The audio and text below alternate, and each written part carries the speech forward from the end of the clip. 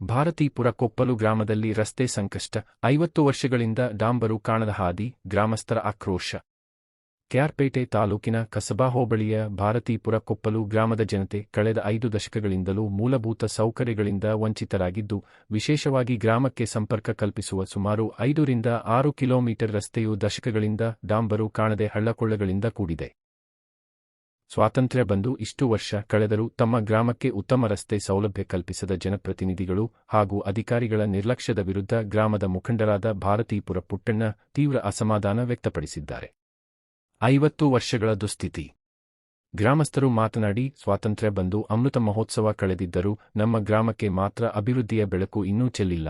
ಕಳೆದ 50 ವರ್ಷಗಳಿಂದ ನಮ್ಮ ಗ್ರಾಮದ ರಸ್ತೆಗೆ ಡಾಂಬರೀಕರಣ ಭಾಗ್ಯವೇ ಸಿಕ್ಕಿಲ್ಲ. ಮಳೆಗಾಲ ಬಂದರೆ ಸಾಕು, ರಸ್ತೆಯುದ್ದಕ್ಕೂ ಕೆಸರುಗದ್ದೆಯಂತೆ ಮಾರ್ಪಡುತ್ತದೆ. ಶಾಲಾ ಕಾಲೇಜು ವಿದ್ಯಾರ್ಥಿಗಳು, ವೃದ್ಧರು, ಗರ್ಭಿಣಿಯರು ಹಾಗೂ ಅನಾರೋಗ್ಯ ಪೀಡಿತರನ್ನು ಆಸ್ಪತ್ರೆಗೆ ಕರೆದೊಯ್ಯಲು ಈ ರಸ್ತೆಯಲ್ಲಿ ಸಂಚರಿಸುವುದು ನರಕಯಾತನೆಯಾಗಿದೆ ಎಂದು ತಮ್ಮ ಅಳಲು ತೋಡಿಕೊಂಡಿದ್ದಾರೆ. ಮುಖಂಡ ಭಾರತೀಪುರ ಪುಟ್ಟಣ್ಣ ಆಕ್ರೋಶ.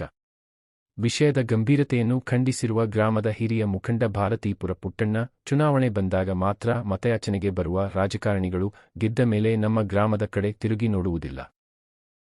10 ಬಾರಿ ಜನಪ್ರತಿನಿಧಿಗಳಿಗೆ ಮತ್ತು ಸಂಬಂಧಪಟ್ಟ ಇಲಾಖೆಯ ಅಧಿಕಾರಿಗಳಿಗೆ ಮನವಿ ಸಲ್ಲಿಸಿದರೂ ಕೇವಲ ಭರವಸೆಗಳು ಸಿಕ್ಕಿವೆಯೇ ಹೊರತು ಯಾವುದೇ ಶಾಶ್ವತ ಪರಿಹಾರ ಸಿಕ್ಕಿಲ್ಲ. ಕೂಡಲೇ ಎಚ್ಚೆತ್ತುಕೊಂಡು ರಸ್ತೆ ಅಭಿವೃದ್ಧಿಪಡಿಸದಿದ್ದರೆ ಗ್ರಾಮಸ್ಥರೊಂದಿಗೆ ಉಗ್ರ ಹೋರಾಟ ನಡೆಸಬೇಕಾಗುತ್ತದೆ ಎಂದು ಎಚ್ಚರಿಕೆ ನೀಡಿದ್ದಾರೆ.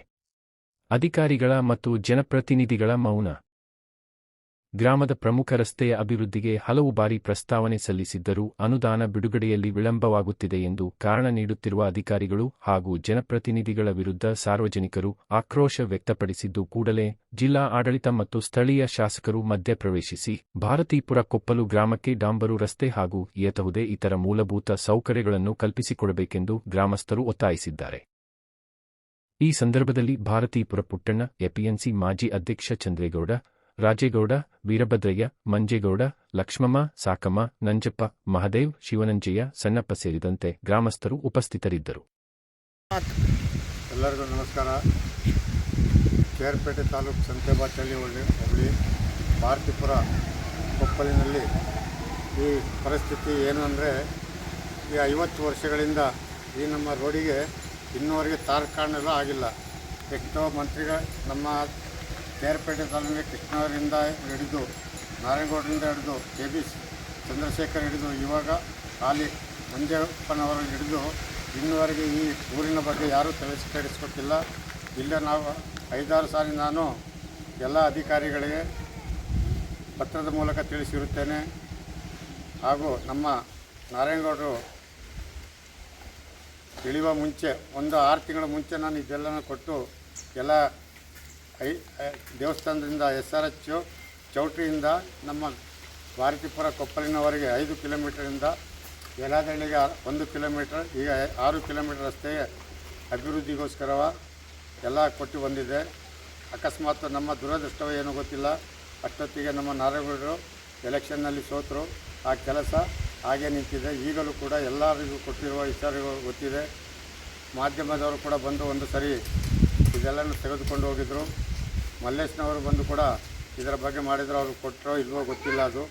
ಆದರೆ ಈಗಲಾದರೂ ನಮ್ಮ ಈಗಿರುವ ಮಾನ್ಯ ಶ್ರೀ ಇದೆ ಶಾಸಕರಾದಂಥ ಮಂಜಪ್ಪನವರು ಈ ಭಾರತೀಪುರದ ಕೊಪ್ಪಲಿಗೆ ಸ್ವಲ್ಪ ಗಮನವಿಟ್ಟು ಸ್ವಲ್ಪ ಈ ರೋಡಿಗೆ ತಿರುಗಾಡಲು ಸಾಧ್ಯವಿಲ್ಲ.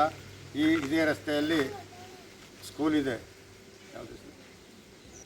300ರಿಂದ 400 ಮಕ್ಕಳು ಆ ಸ್ಕೂಲಿಗೆ ಹೋಗ್ತಾ ಇದ್ದಾರೆ. ಸ್ಕೂಟರ್ ಹೊಡಿಲಿಕ್ಕೂ ಕೂಡ, 2 ವೀಲರ್ ಹೋಗ್ಲಿಕ್ಕೂ ಕೂಡ ಸಾಧ್ಯವಾಗೋದಿಲ್ಲ. ಬರೀ ಕಲ್ಲು ಮಣ್ಣು.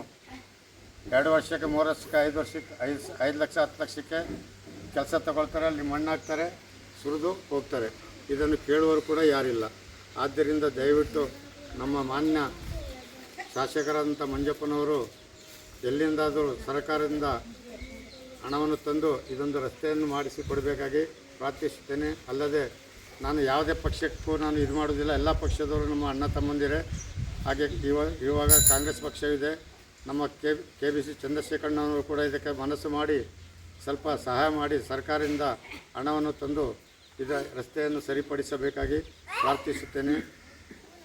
ಅಲ್ಲದೆ ನಮ್ಮ ಈ ಗ್ರಾಮದಲ್ಲಿ 50ರಿಂದ 60 ಮನೆಗಳಿವೆ.